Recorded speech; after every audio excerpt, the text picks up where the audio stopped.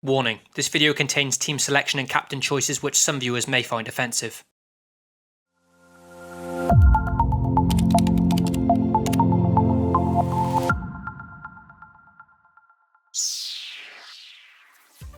Hey guys, and welcome back to FPL TV. Before discussing my potential transfers and team lineup for Game Week 6, let's run through a very quick analysis of how my team performed in Game Week 5. And as always, if you enjoyed the video, please help support the channel by dropping a like and getting subscribed to FPL TV. My budget set and forget goalkeeper Wayne Hennessy once again did the business, picking up a clean sheet away to goal-shy Huddersfield. The Crystal Palace shot stopper is now the second highest scoring goalkeeper and still boasts some very nice fixtures for the next 4 game weeks. My back 4 ended up becoming a back 3, with Benjamin Mendy missing out for Manchester City, but I still received points for their clean sheet through Aymeric Laporte. Budget option Ryan Bennett also brought home a clean sheet, with the Wolves defence looking excellent value for money currently. Unfortunately, there were no returns for Alonso this game week though, who in his game was a bit unlucky to not be awarded an assist. In midfield, it was a mixed bag of performances, with Mo Salah and Theo Walcott both blanking for a second consecutive game week. Once again, Salah's stats suggest he had a pretty productive game, producing 4 goal attempts in total, but clearly things just aren't going right for the Egyptian at the moment. Elsewhere in midfield, I was one of the fortunate managers to own both Fraser and Hazard this game week, who returned a whopping 38 points between them. Both players have been in superb form all season and look to be excellent FPL options for game weeks to come. Up front, Wilfried Zaha returned from his injury just in time and scored his 3rd goal in 4 games for Palace. In my previous video, Zaha, Walcott and Ryan Fraser were all injury doubts for Game Week 5, and all 3 ended up starting for their respective sides, with 2 of them returning points this week. This goes to show that sometimes it's best to gather as much info as possible before rushing into your FPL transfers. Also up front, Mitrovic blanked in his game against Man City, but no complaints there in what was a very difficult fixture for him. And my captain Aguero picked up 2 assists in the same game before going off injured early in the second half. Even within this short 53-minute appearance, Aguero still produced 5 goal attempts, the 3rd highest of any striker over the weekend. This shows if he had remained fit and played the full 90, he may have picked up another massive score, so no regrets over captaining him this game week. So Game Week 5 proved to be my best game week so far this season, picking up a pleasing score of 85. This has given me a total point score of 357 and a very nice rank boost up to 21k.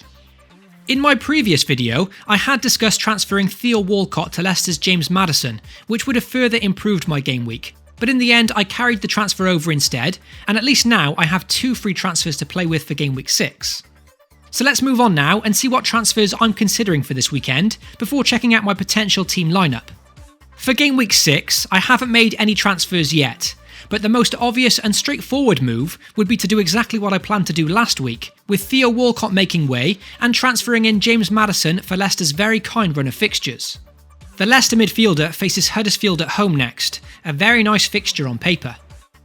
So that's option 1 for my transfer plans. However, I've also come up with a second option, which is definitely a bit more creative, by choosing to fund a move for Tottenham's Son instead. As things stand, this would certainly be a bit of a punt, especially given Tottenham's poor run of form lately.